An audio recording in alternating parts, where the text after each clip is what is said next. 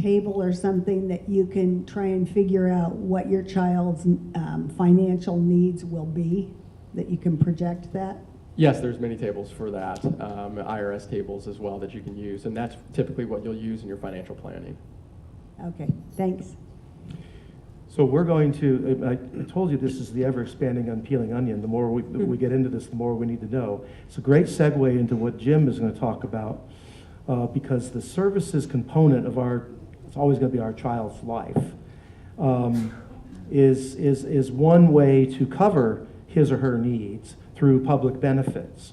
And we talked about funding some of it with life insurance, which can be a low-cost investment to achieve a great asset base in the future.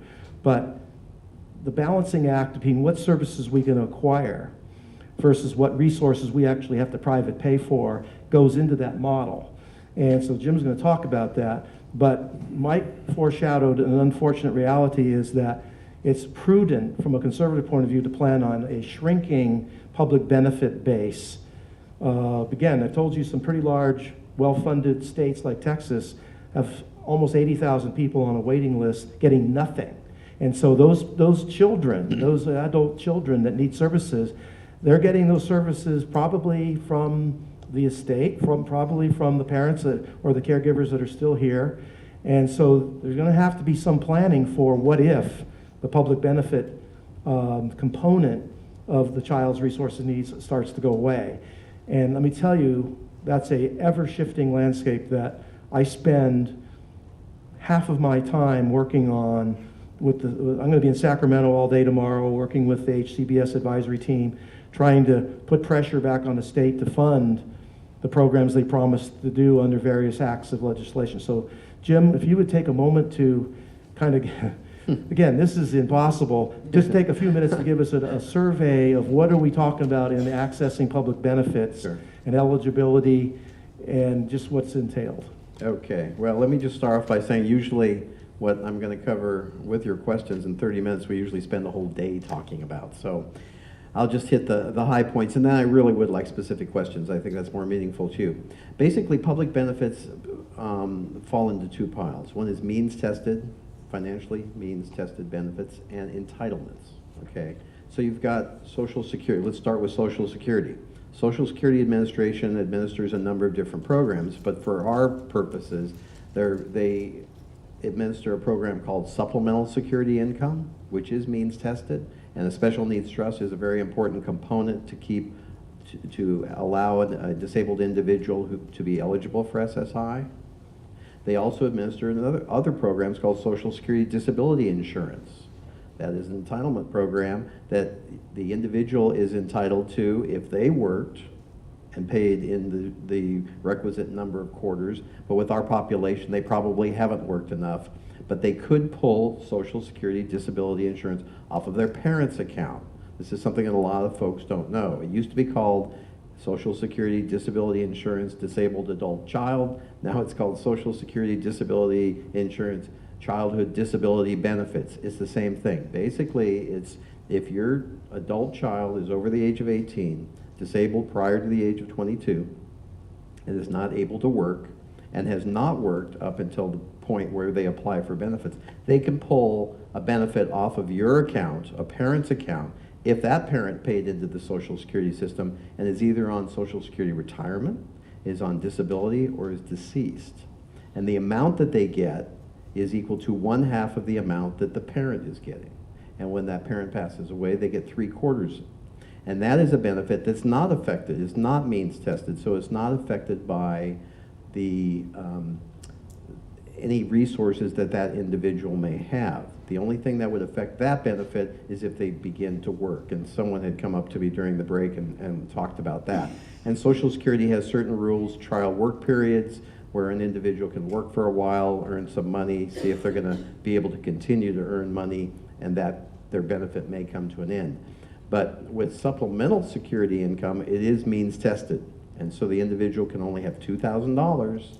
So that's why you want to have the resources in a special needs trust.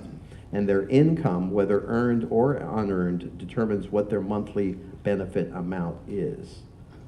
Also, many times folks, well, let's take some examples. An adult living independently can get an SSI check of about $889, okay? But if they're living in what's called a living arrangement, where someone's paying for their food and shelter, their SSI is going to go down by $264. It's called in-kind support and maintenance. It's unearned income. So what we do is we get the adult child at 18, we get them on SSI, they'll get in the neighborhood of $500 or $600. We then have them start paying the parent rent for the room and paying their portion of the food. And it's sort of counterintuitive, but if they can afford to do that, we report that to Social Security and their SSI check goes up to the $889. So that's nice. Now, along with the SSI, the child, the adult, would get Medi-Cal. With SSDI, they get Medicare. Medicare is a better benefit. There's a 2-year waiting period before they get that, okay? Along with Medi-Cal, they get in-home support services. That is a benefit that's very beneficial to a lot of our clients for their personal care. In other words, someone to be paid to attend to their personal care needs. That could be toileting, it could be grooming, it could be what's called domestic services, cooking, shopping, cleaning, laundry. And the number of hours that individual is authorized by in-home support services is dependent upon their individual needs for care. The parent can be paid to care for their own child. It, again, sounds counterintuitive, and what's sort of neat is that Social Security will not count the income that the parent is receiving through IHSS if they're caring for their own child, because usually the parent's income is deemed to the child. But if it's IHSS being earned by the parent to care for their own child, Social Security will not count that, okay? Again, we could go into much more detail on all of these. Regional center services, I mean, we could spend hours on regional center. Regional center services, as Larry was just saying, is very unique to California. We have an entitlement, the Lanterman Act in California. There are no waiting lists to become eligible for regional center services. There can be waiting lists to get the service itself. Vendors can have waiting lists, and that is not illegal. But regional centers serve folks with cerebral palsy, mental retardation, intellectual disability, it's now called, seizure disorder, autism, and they have a 5th category, which is other conditions similar, that requires services similar to someone that has an intellectual disability. Okay, so that's the categories that they serve. They serve, many folks think that the regional centers only serve 0 to 3, only serve children. It is lifelong. So in terms of the life plan that you develop, be thinking regional center. It's the only agency that's really going to go from birth to death. Regional centers administer 2 different programs. They administer what's called the Early Start program. That's 0 to 3. It's very an intensive program for children who are at risk of continuing to be developmentally disabled at age 3 if they don't receive services. And then the regional center also administers the Over 3 program. Many families don't understand there's 2 different programs. Some families at age 3, their child at age 3 is transitioned over to education. And the family goes, geez, we always thought regional centers only serve 0 to 3. And when I say to that family is, your child was found not eligible for the Over 3 services, and that regional center should have told you that and given you the opportunity to appeal that. So some families just think that that's all regional centers do, but what that regional center did was make the decision that the child was not eligible, was not developmentally disabled under California law, and therefore transitioned them over to school.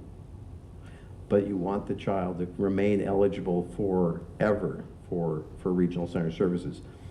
Regional center services are very comprehensive, particularly after a child is out of school. They can pay for residential options. They can pay for various options of day activities. They can pay for supported employment.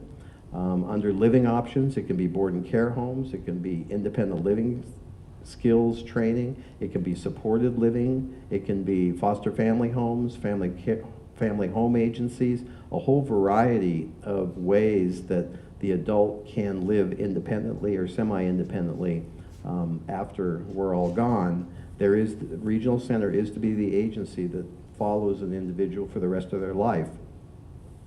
To the degree that they're out in the community on their own, regional centers are to visit and assure the safety of that individual on a quarterly basis. So they should be visiting with that individual to make sure they're safe. That's if nobody else is involved, which is good. There's California Children's Services. That's for folks, the children with disabilities, with physical disabilities. They can pay for occupational therapy, physical therapies. They can pay for the wheelchairs and the AFOs, the ankle foot orthotics, and all of the many times the surgeries that's necessary for an individual, a child with a disability. There's the Department of Rehabilitation. I used to be a Department of Rehabilitation counselor that can help people prepare for employment. And that can include folks with developmental disabilities. What's really neat is the cooperation that's between Department of Rehabilitation and the regional center. If you have an individual, and someone came up to me during the break, that can work but needs a job coach, in order to do that, the Department of Rehabilitation will open the case, will provide the services through a supported employment agency to find the job, assign a job coach. But if that job coach can't be withdrawn and the individual can work and do that job by themselves, the funding for that job coach transitions back to the regional center. And the regional center can pay for that job coach for the rest of that person's life, which is really cool. That's sort of real quick. Let me and ask you, dirty. Jim, a question. Yeah. From an eligibility point of view, there's different categories.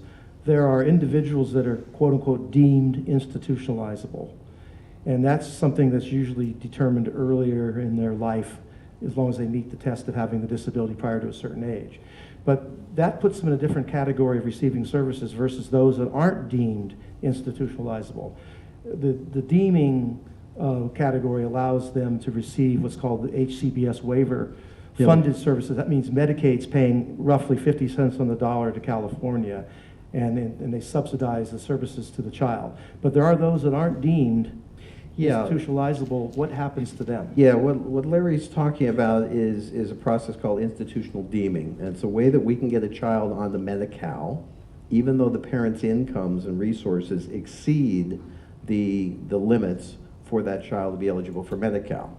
Now, why would you want the child on Medi-Cal? Well, it's a good way to get some health insurance. It's also a way to get in-home support services.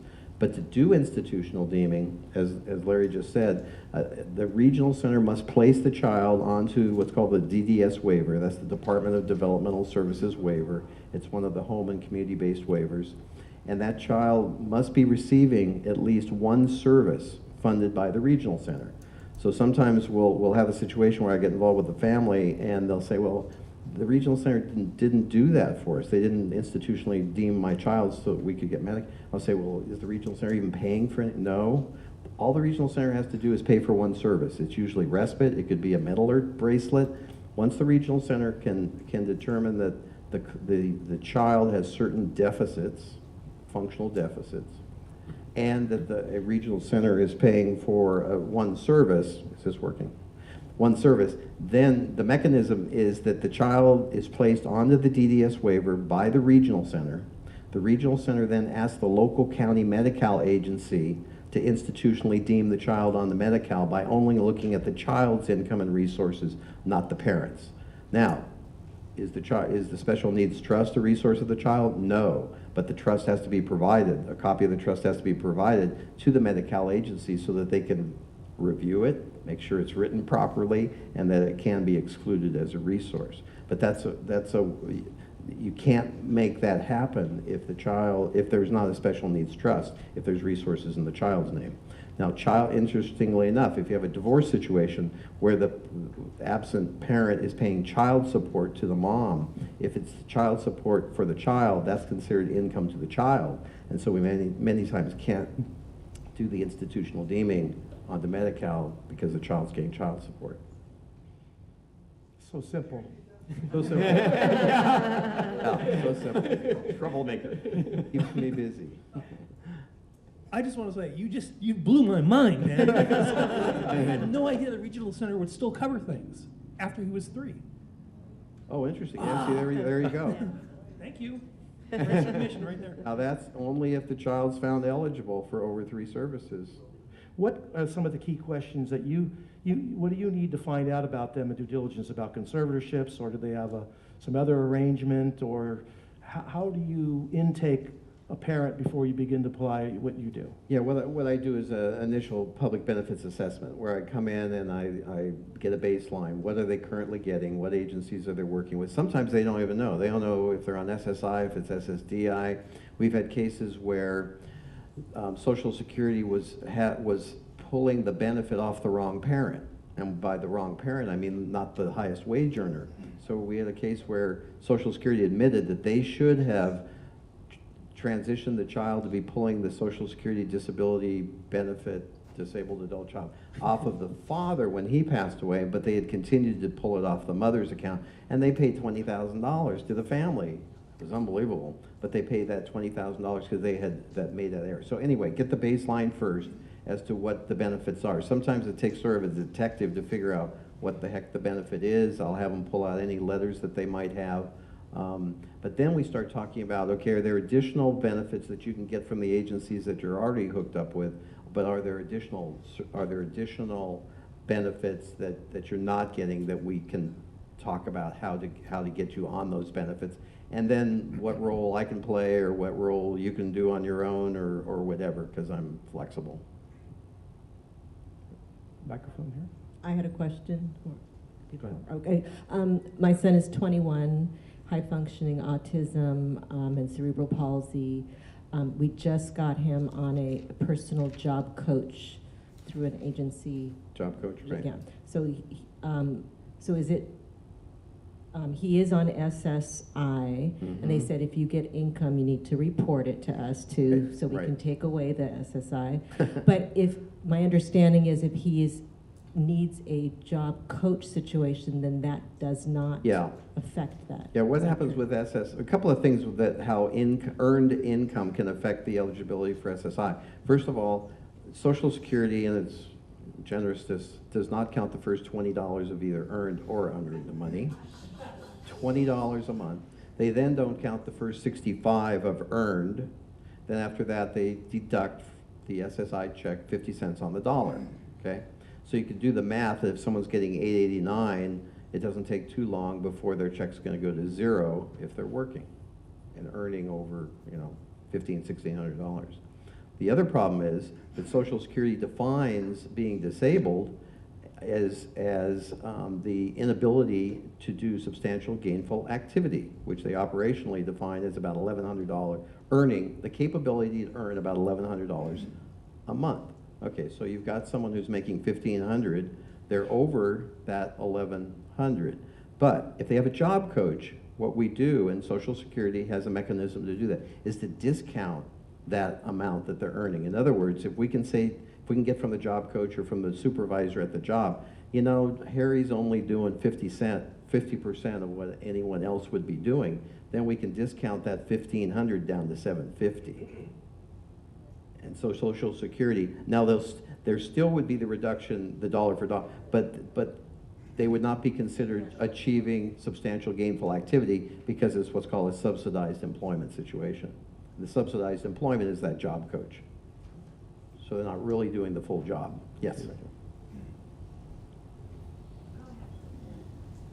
Hi, I have a question about when you have children who are special needs, but they're not as severe as the types of special needs that perhaps we've been discussing.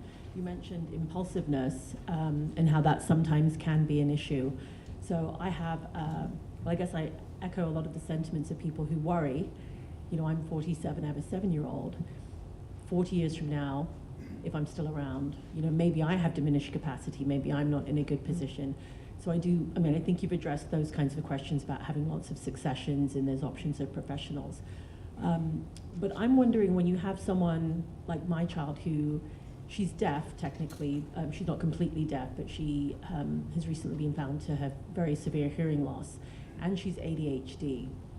So her needs don't seem to qualify her for regional center. I don't get IHSS or any other services. And I'm just wondering if you might address people in that sort of weird, they're not fully functioning, she's having social issues, she's not neurotypical, but it's not obvious what I should be doing. I mean, it seems like I should have a special needs trust, which is why I'm here today, just to see if that's something that would be applicable to her, or maybe it's a power of attorney. My one fear I have is if something happens to me before she's 18, or before I feel like she's launched, I guess I have a hope that with those two conditions, hopefully she will be functioning adequately to be a productive member of society and healthy and happy and all of that. But maybe, I'm not really sure who, but I guess I'm wondering, are there any benefits?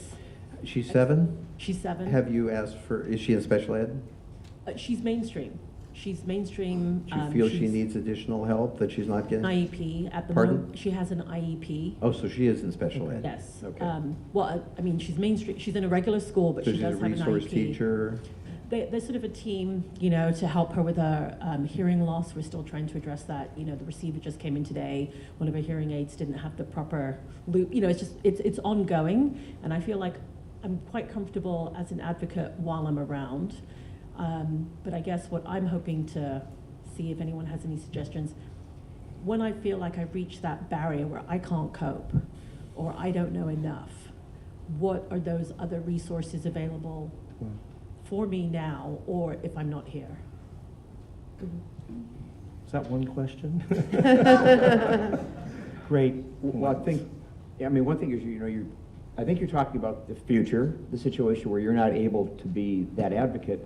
And I think we've got a number of alternatives. One is indeed the Special Needs Trust. If we have a child where we're really not sure, we hope for the best, but we don't really know if they're going to be able to work or not. Our, again, relatively conservative advice is you do set up the Special Needs Trust. If it turns out that they're able to work and they don't qualify, they don't need government benefits, as Mercy said, there are ways of dealing with that in the trust when you're perhaps a little bit you're ambivalent. And another point that I believe you raised, I was listening, I heard a lot of points that you raised. Another is, I think it goes to the question of how do you establish disability if someone seems functional, maybe they don't have a diagnosis that makes it relatively conclusive. Behavior can establish disability. If over time somebody is trying to work, but because they're obsessive compulsive or whatever, a few years go by and they're constantly losing jobs, they'd probably have a doctor, a psychologist, a psychiatrist, where you make a record where they really tried to work, they couldn't work, and then that's reinforced by the medical professions. So that's how you would get to disability status, again, going to the ability to maintain substantial gainful employment. I hope that's helpful. I think the other thing, too, you have to remember is that Special Needs Trust can provide more than just public benefits protection. You're really talking about building a team and providing a financial management structure, providing some team members to provide personal structure, probably things you would do if you have other children who are functioning typically, things you would do in a living trust for them.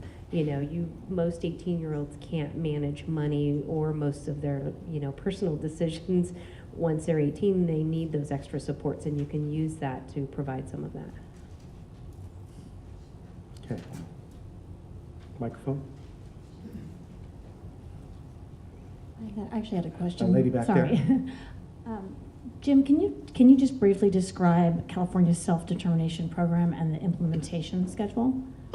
Yeah, I left the regional center about 11 years ago, and even then they were piloting self-determination at 4 different regional centers, actually 6 regional centers. It's almost here. It's going to be, right now the regional centers are going to be doing orientations if they haven't started already. No. The process to be in self-determination is still going to be somewhat of a pilot basis. The big picture is there's going to be 2,500 people that are going to be able to participate in it statewide. Okay. The Department of Developmental Service is going to select those people based upon certain criteria. I think that's going to be random. Regional centers are going to allow individuals to apply by going through an orientation process, and then for their names to be forwarded to the Department of Developmental Services. So the timeline, I think, Larry, you probably know this, you've been following this more closely, but the timelines are coming up pretty quickly now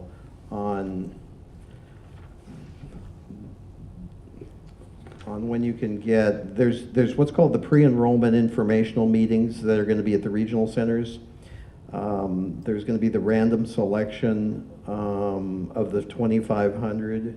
They're going to look at what regional center ethnicity, they're going to try to balance across the state there's 21 regional centers, so they're going to try to be, to equally divide them between the regional centers and also by ethnicity, by age, by gender, and by disability diagnosis. It's going to involve, self-determination is a whole new way of providing services. It's where the individual will get a budget, and the budget's going to be determined by what their last 12-month budget was. They will be able to then decide how they want to spend that money. They can have a financial person who's going to actually pay the bills for them, because they can go to anyone to get the service, or they could have the regional center worker be the one who's going to determine and get involved with actually paying the bills. But it's going to put much more power in the person-centered planning kind of concept, put much more power into the hands of the individual to spend the money in a way that's going to best benefit them. But it's still going to be a pilot at this point. It's still, it's still not fully implemented yet. There's also, like everything, there's a double side to the coin. It is somewhat being pushed out as a panacea, and there are those on a national level, these self-advocates I mentioned before, who are trying to make this actually the only way to acquire service in any 50 of the 50 states. It sounds good, but the downside is you as the primary caregiver of your child or whatever, you're going to be in the business of having to select the vendors that provide these services, manage that relationship, and let me tell you, it's a daunting task to manage all those resources, the scheduling and everything that goes with it. Even though they're giving you the power to control that budget, remember, you have to put effort and energy into managing and using that power. So it isn't just you get to now just direct stuff and basically go to work every day. This is another job you're going to have to take on that right now your regional center to some degree is actually doing on your behalf.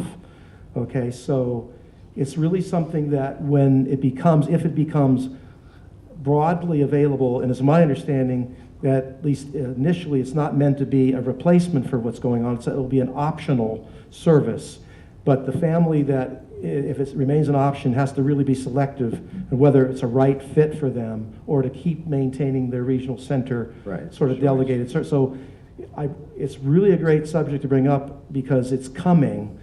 And if it's really something that you're interested in, you need to do some homework on it to really decide that at some point it's an option you'd want to really consider. And people like Jim are very valuable resources who understand the pros and the cons of these kinds of options.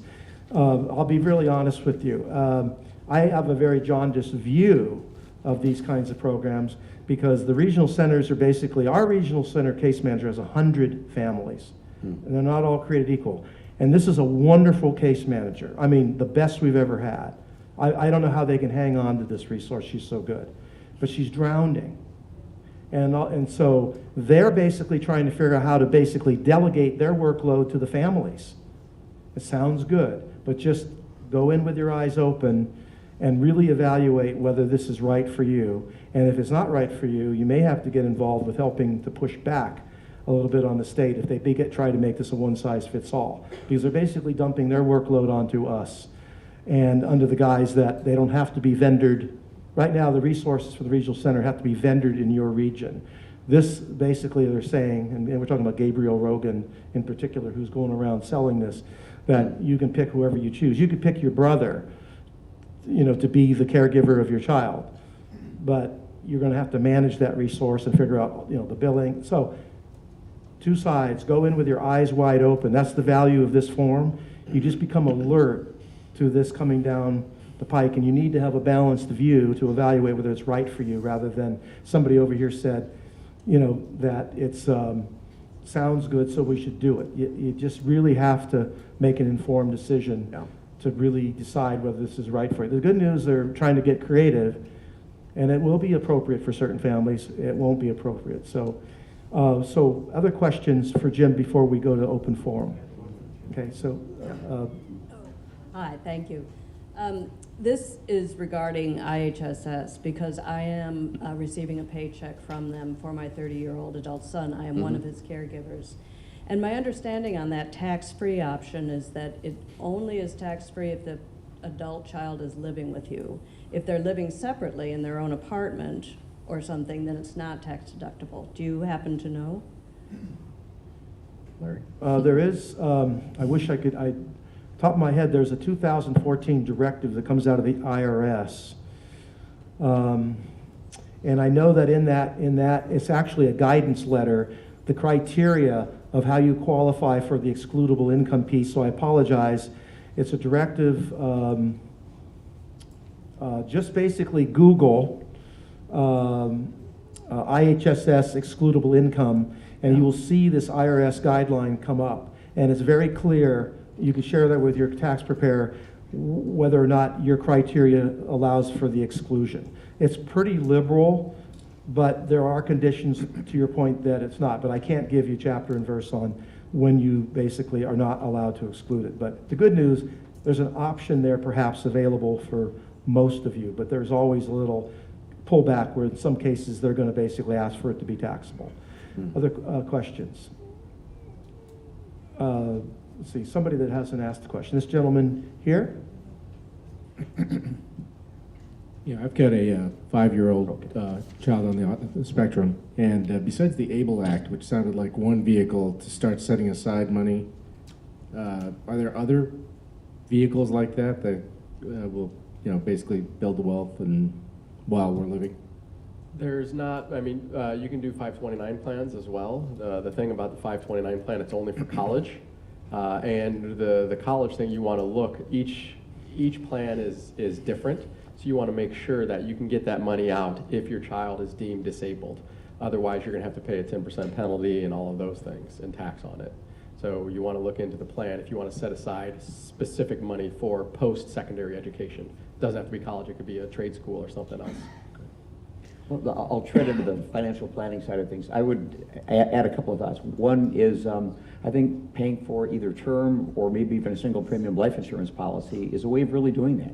You're putting money aside now with the idea that there will be a death benefit, especially if it's not a term, if you make it a whole life policy. It's a way of funding a special needs trust. It's one of the best ways of doing it. And the other thing one could do, we usually don't recommend it, is you could actually start putting money into the special needs trust now. Before we've actually moved time-wise into our open forum, but I want to make sure that if we have specific questions to Jim's area of expertise that we could address it, then we'll just keep going until 6 o'clock. So whoever's closest to a microphone, and then that lady's next. She's been... My question pertains to access to public benefits. We're a regional center client up here, but my son is in the LA area, and I've been shocked at the discrepancy of what is offered between the regional centers. There's so much more that they offer to us up front, where here it's sort of like a hunt to understand what we're eligible for, what they should be offering. And I just was hoping you could address that and help those of us in this situation find a source to see, whether it's a list or what are the options? What are the things that regional centers offer? Because they're so different amongst all of them. Yeah, it's a question that's asked frequently. Is there a list? Where's the menu that I can pick from of the services? Everything is driven. It's like IEPs or any of these agencies. It's driven by assessed need. So you identify the need, and it's assessed, and then the service has to be determined that's going to meet that need. So that's just sort of the basic overall concept. But your specific situation, when one regional center has an IPP and all these services that they're providing, and the person moves to another regional center area, the receiving regional center is to continue to provide those services to the best degree they can. I know there's different vendors and until another IPP meeting is held. Now, when you hold that an IPP meeting with the new regional center, the justification that you use to get the service in the sending regional center should still be there. And so you make that argument. My son needed this service there, and he still needs it here. We realize it's, ABC vendor isn't here, XYZ vendor is, but the regional center needs to to approximate as best they can to duplicate that service. Now, going historically, the legislature decided that the regional centers would be different. They are private, nonprofit corporations run by boards of directors. It's very strange. They contract with the Department of Rehabilitation. They're not state agencies. They're not quasi-state agencies. They are private 501c3s run by boards of directors. And when Frank Landerman and the folks put it together, they wanted the regional center to be different. A regional center that services downtown LA should look different and provide services in a different way than the current regional center that serves Yolo and Mono counties, for instance. Because the services are going to need to be provided in a different way just because of the circumstances. So that was to be the beauty of the regional centers, was that they would be different. But to the degree that it's a detriment, then we have to come up with some strategies to say to the receiving regional center, you know, that need is still here, and we don't care what your financial situation is, that you've blown past your budget. Regional center, you know, my son or daughter still needs the service. This lady, right there. There you go. Jim, thank you for bringing up institutional deeming. It was really important to hear about that about a year ago. We have a daughter who's turning 17 this week, so we're moving into a whole new phase of life. I think I have a comment for parents who might be going through that process. The packet that comes that needs to be filled out for institutional deeming is about 30 pages front and back. It requires information from your doctor and a lot of things that you have to track down. It's date stamped and you get 10 days to complete it. So I don't know if you're like me, but mail gets put on top of things and top of things. So just keep that in mind. You get a second chance, but if you don't do it the second time, you actually have to get the regional center to refer you again. So you get caught in the system. So, and if I could just add at that point, it seems counterintuitive because you've gone through this whole process of getting your child a service through the regional center. You've gotten them on the DDS waiver. You have the regional center sending the letter to County Medi-Cal to only look at the child's income and resources. They send you a packet, and the first question they ask for is the parent's income. And you go, what the hell's going on here? Right. And there's an answer. The answer is that the County Medi-Cal agency is required to see if that child will be eligible for Medi-Cal the usual way. So it's not until, so what I tell parents is just put down that you have more than $2,000, or just fill that out and send it back, and then they'll let you do institutional deeming. the good news was once I figured all that out, I drove down to Medi-Cal with my packet and I waited in line. Awesome. And then they were very prompt in qualifying her, and Good. came Medicare or Medi-Cal cards. They went retroactive because they checked in the system and saw that things were caught in the mail. So there is some good that can come of this. But for those of you who are getting ready to go through that, you just want to give yourself some time to fill that out. And then the other thing, maybe you could help, because my social worker, and Larry, I don't know, maybe we have the same one because we live in the same town. I just found out from your wife. But she's been a blessing. I've never left the system. So the minute I was referred to the regional center at age 2, so 15 years later, I've kept that annual meeting, even if I didn't need anything because the school district was providing what we needed, which was lovely. Now I know I'm entering into a different phase and going to be in a, dealing with adulthood issues, and it's a whole new ball game. The school, I know, it's going to say bye-bye, and everyone else will take over. But the social worker's coming next week, and you get one chance a year unless you're calling them to come over for something. Do you have any advice on the things I might want to specifically make sure I hone in on with the social worker in that And meeting? what age, 17? 17, she'll be 17 this Yeah, month. you're looking at the transition, of course. Is she in special ed? She is, yeah. I'm And gonna she is stay- institutionally deemed, and she's severely disabled and Okay, nonverbal. well, interestingly enough, whether a child's on Medi-Cal, whether a child's institutionally deemed or not, has nothing to do with the types of services that you get. As Larry said, it's a way for the regional center for the state of California to get money.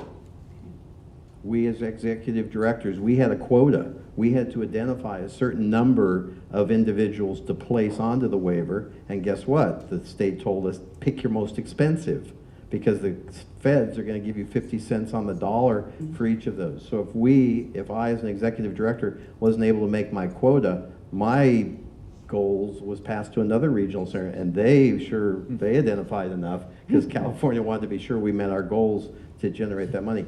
But there's no difference in the services that you'll receive. Being just on, ask the question, what services am I entitled to? right, at well, this what that point? gets back to, is she gonna stay in school till she's 22? Hopefully, yeah. Okay, well, but there's still the transition plan. At this age, you should begin looking at what is the adult programming that the regional center is going to be able to provide. Even, I don't know about living options, if she's going to remain living with you, but primarily, you know, what is the what kind of day program options will the regional center be able to provide? And this brings up an interesting point. Those start after 22, right? Once school- Well, a child can stay in special ed till 22, but I many times have parents say, you know, we're tired with special ed. You know, we've done the worksheets, or my child has benefited as much as they possibly can from special ed. We're ready to move on to adult programming through the regional center. There is a W&I code, a welfare and institution code, that says the regional center cannot pay for an adult day program if the child is still eligible to receive special ed services up until 22. So you have to have your child exit the school system, and that has to be done through the IEP process. So if they're on a diploma track, fine, they get a diploma at 18. If they're on a certificate of completion, fine. But if they're eligible to stay till 22, the regional center isn't going to be welcoming them with open arms. So you have to, through the IEP team, say to the school, I want my child to exit now, because I want them to begin to enter into programs at the regional center. And they don't do it very often, and they'll look at you cross-eyed, and they'll have you sign a statement saying that once you've done that, you cannot re-enter. You cannot, 2 years from now, have your child come back to this. But that's a way to get into those adult programs early. So